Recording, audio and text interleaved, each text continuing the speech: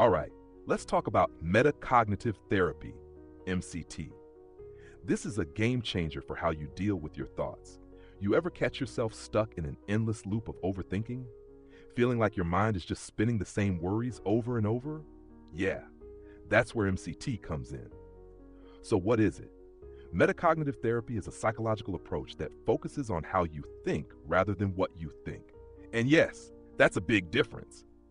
Most traditional therapy methods try to help you change the content of your thoughts, like replacing negative thoughts with positive ones. MCT, it doesn't even bother with that. Instead, it looks at your thinking patterns, the way you engage with your thoughts, and asks, why are you getting stuck in these loops? Why are you giving so much power to these thoughts? Can you just stop? The core idea. MCT is built on the idea that we all have thoughts, but it's our relationship with them that causes problems.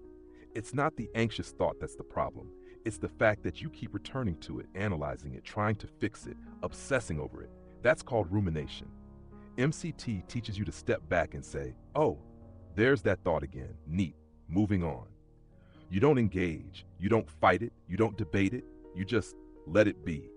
And by doing that, the thought loses its power over you. The cognitive attentional syndrome, CAS, MCT identifies a mental trap called CAS, a cycle of worry, rumination, and fixating on controlling thoughts. If you recognize yourself in this, don't worry. You're not broken. You've just been trained to react to thoughts the wrong way.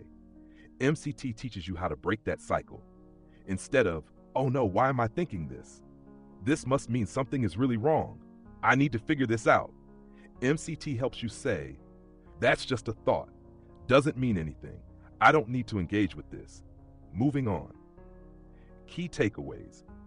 Your thoughts don't control you. You don't have to listen to every single one. The problem isn't the thoughts themselves, it's how you interact with them. You can learn to step back and stop feeding negative cycles. And trust me, once you get this, once you see the pattern, it changes everything. You'll stop feeling like your brain is your enemy. You'll stop spending hours caught in worry loops. You'll get your mental freedom back. Let's break it down. Thinking, when it's helpful and when it's not. First off, did you know the average person has around 60,000 thoughts per day?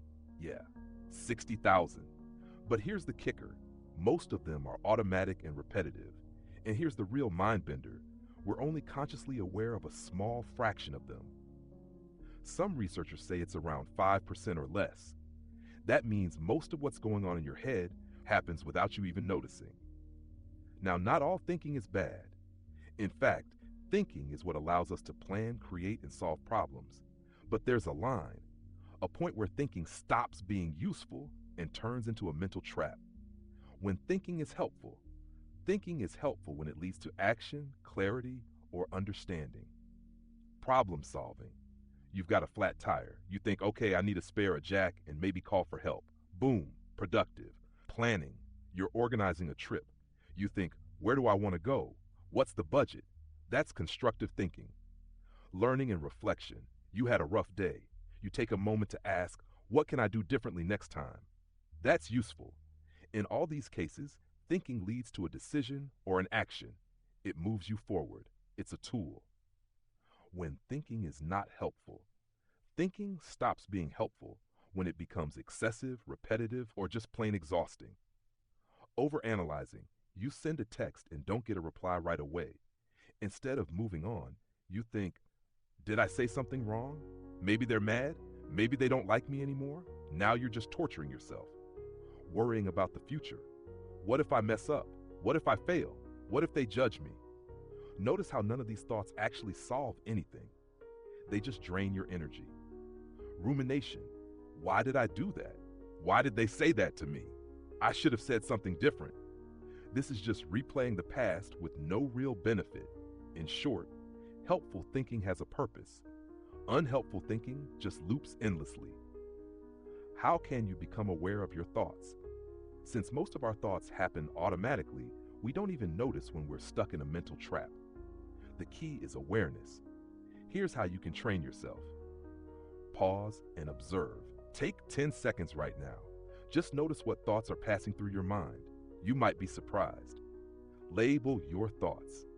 Is this problem solving, or am I just overthinking? Once you identify the pattern, you have more control. Use the 3-minute rule. If thinking about something for 3 minutes doesn't lead to an action or decision, let it go. Ground yourself in reality. If you're stuck in a worry loop, focus on something real. Name 5 things you see, 4 things you feel, 3 things you hear, 2 things you smell, and 1 thing you taste. This breaks the mental loop. Your brain is always going to produce thoughts. That's what it does, but you don't have to get caught up in all of them. The real skill? Knowing when to engage and when to let go.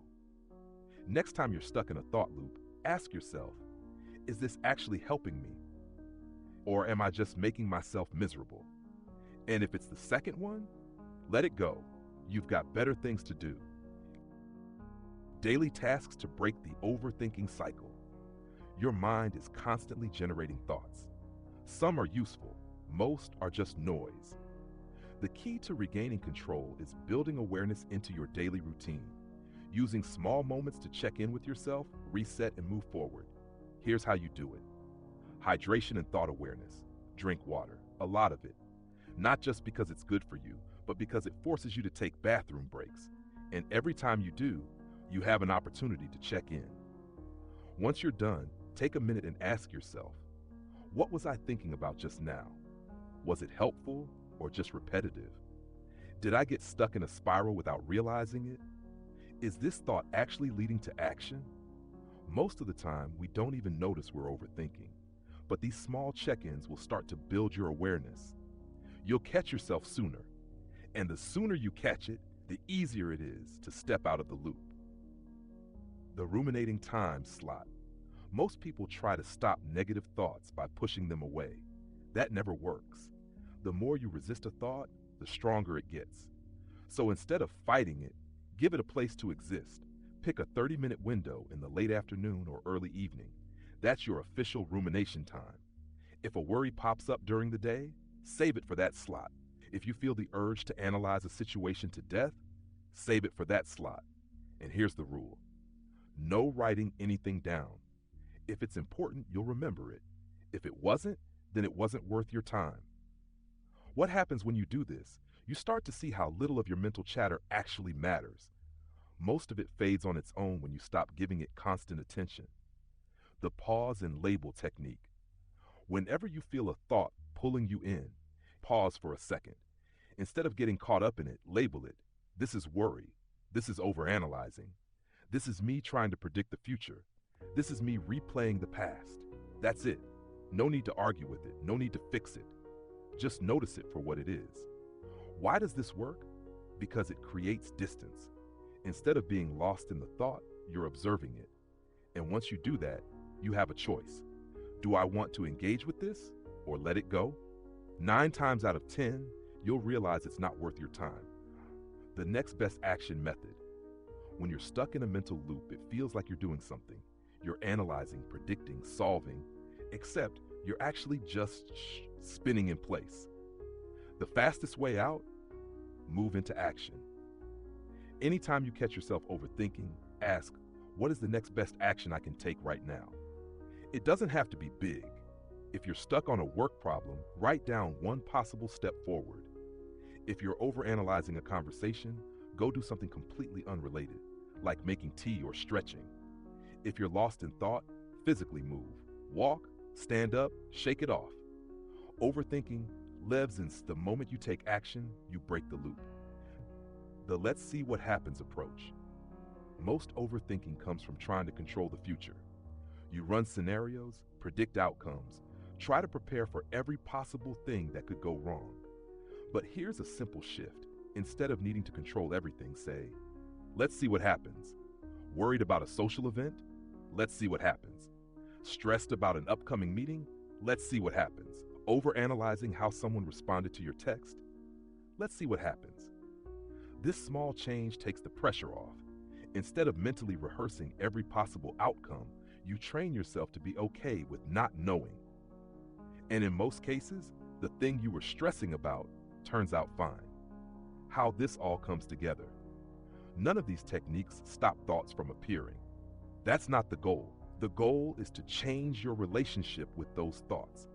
When you train yourself to check in, to label, to pause, and to shift focus, you start seeing your mind for what it is, a thought machine.